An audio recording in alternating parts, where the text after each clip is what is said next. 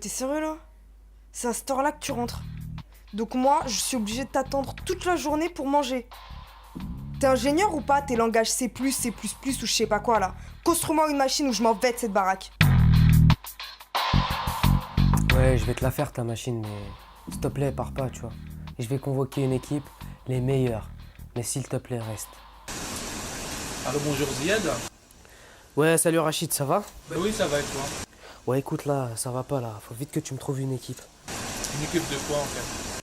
Bon, en fait, il me faut des mecs calés en développement système Linux, en dev web, en électronique, tu vois. Eh ben écoute, je te tiendrai au courant d'ici 18h, ça marche? Ouais, ok, c'est cool Rachid, mais s'il te plaît, dépêche-toi là, ça va pas. Ok.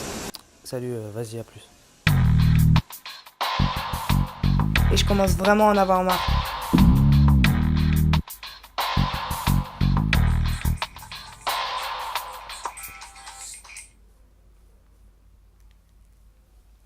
Allô? Ziad, écoute, je t'ai trouvé une équipe. Brahim, étudiant en sciences politiques, Youssef, étudiant en histoire de l'art, et Yassine, ex-footballeur pro blessé. Mhm. Mais qu'est-ce que tu veux que je fasse avec une équipe de bras cassés comme ça, sérieux? Ben écoute, soit tu prends mon équipe, soit tu avances tout seul.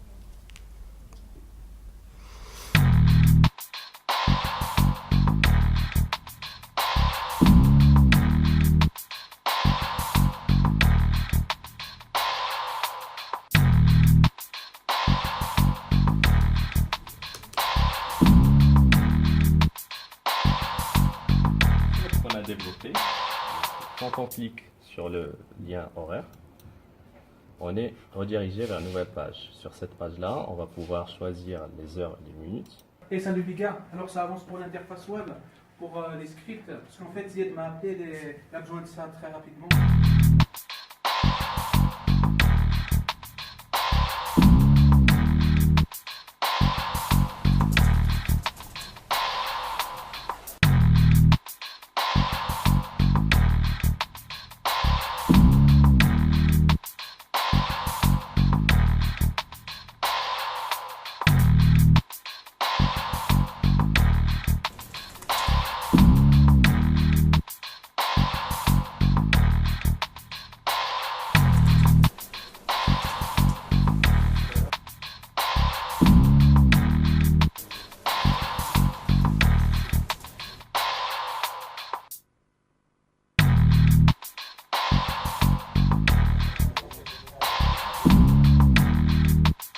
Bon, en fait, je t'ai acheté une machine.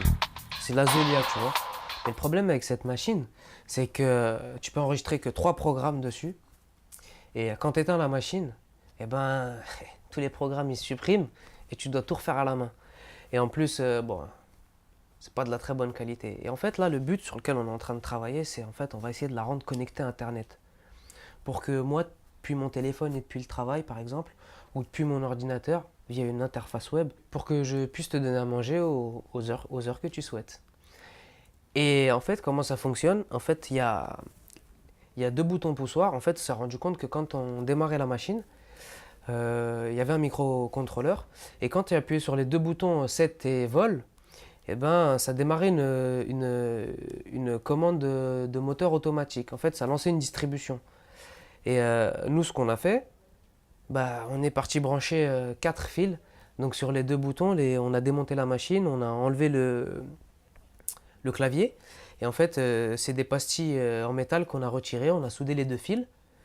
Et on a branché ça à un relais. Et en fait, quand on active le relais, ben, on simule un appui sur les 2 boutons. Plutôt que de récupérer les commandes du moteur directement et de générer des PWM, ben, il a été plus simple du coup de gérer un relais directement. Donc en fait, c'est simple. On a un script en shell qui va activer, qui va mettre à 0 les relais, qui va attendre 2 secondes et qui va les mettre à 1. Et en fait, quand les relais seront fermés, on aura, comme j'ai dit, une simulation d'appui sur le bouton. Et ce qui est génial, c'est qu'on a développé une interface web. Tac. Et quand on clique sur Envoyer, les données choisies sont enregistrées dans un fichier cron.tab, format cron.tab. Tu penses vraiment que cette interface va plaire aux choisiers? Excellente question.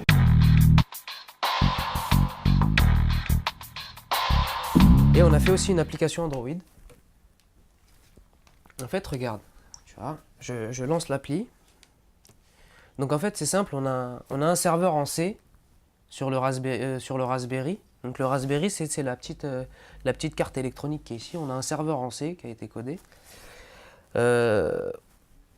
Et quand on lance des commandes, quoi.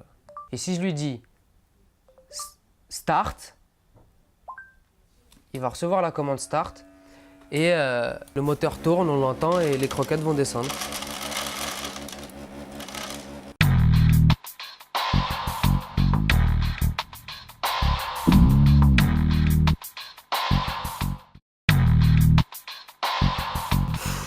J'ai toujours rien à la seconde près. J'ai faim, moi. Toutes les heures, toutes les minutes. Ça, c'est bon. Entrez.